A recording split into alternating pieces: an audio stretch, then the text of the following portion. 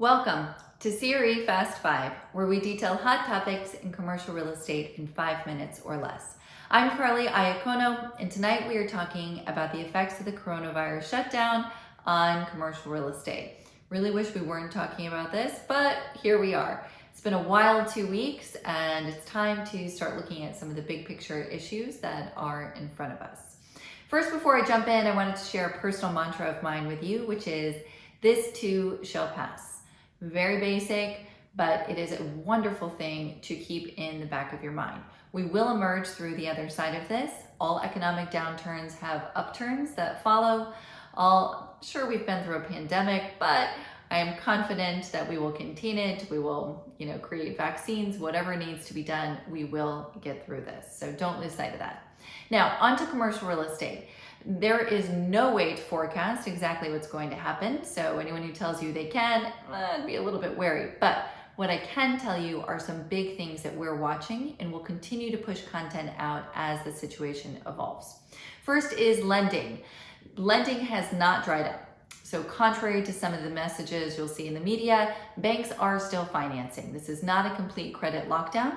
In fact, a lot of the lenders are looking for deals, but they are looking for deals under different parameters. So it's not the free-flowing money it was maybe a year ago. We are seeing a pullback in loan to value. So deals that might have been quoted at 65 or 70% LTV are now coming in at 50 or 55% loan to value. We're seeing lenders really stay in their lane, in their comfort zones. They're not looking at deals outside of their core competencies, but there are a lot of different lenders for different types of deals, and net lease still remains a complete focus for most banks due to the creditworthiness of many of the tenants. So there is money out there. The terms are a bit different. Keep that in mind. In terms of the interest rates, the federal funds rate cut did not translate in tandem to lower interest rates.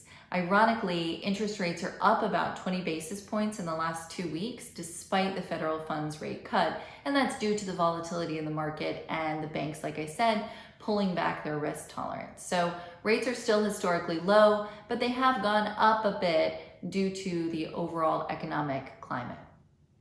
Next thing we're watching is a development pipeline. So we've heard from a lot of our developers and a lot of our tenants with corporate real estate departments that they're kind of hitting the brakes. So projects that maybe are in the site selection stage, maybe LOI stage, maybe they're negotiating a lease, seem to be on hold. Not across the board, but we're seeing a slowdown as these tenants try to figure out what's next and what will really be the fallout from this ongoing business disruption. So keep that in mind. If you're a developer with a project underway, try as hard as you can to keep it pushing, moving forward. Keep at the top of your tenants' focus list if you can, and expect new things that are kind of just in that beginning phase to take a little bit longer. And I think this will really impact us at Net Lease in the next 6 months. So now you won't feel as much of the pain of that on the market unless you're a developer, but you will, I think, in 6 months to a year, there will be reduced inventory. So we're going to start to feel the effects of the reduced expansion down the road. Next thing to think about is changes to LOIs and PSAs. We are seeing some new language kind of be crafted to deal with this turmoil. Deals are still getting done, not the same velocity, I'm not going to lie to you, but they are getting put together. And we're seeing some new provisions in LOIs and PSAs to kind of account for the uncertain timelines. So if you're a seller, expect potential extension language. If you're a buyer, think about what you're going to do if that tenant starts to have issues due to business disruption or force majeure, which is something that we're also really watching. So expect some changes in the way that our contracts and LOIs are worded. The next thing is net lease overall. So if velocity in other property types slows down, we'll have less 1031 exchange buyers,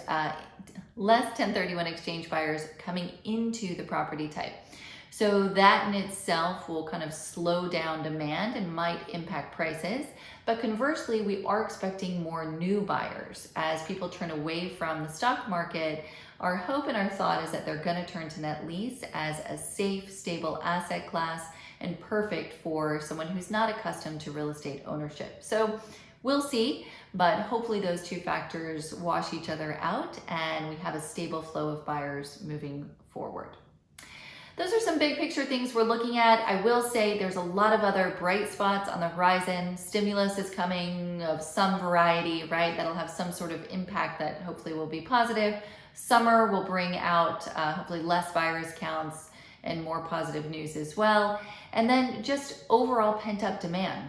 Once these restrictions are lifted, we are expecting a nice push for retail in general. As people get out, they interact, they go to restaurants, they go shopping, whatever it is, they're gonna wanna get out of the house. So I do think summer will bring some really positive numbers for retail as that pent-up demand is released.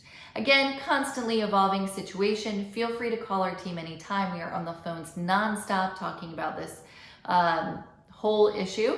So call us if you'd like to talk through your property, what you're doing on the buy side. If you're in the middle of an exchange and you don't know what to do, give us a call. That was CRE Fast Five. I'm Carly Iacono. We look forward to seeing you again soon.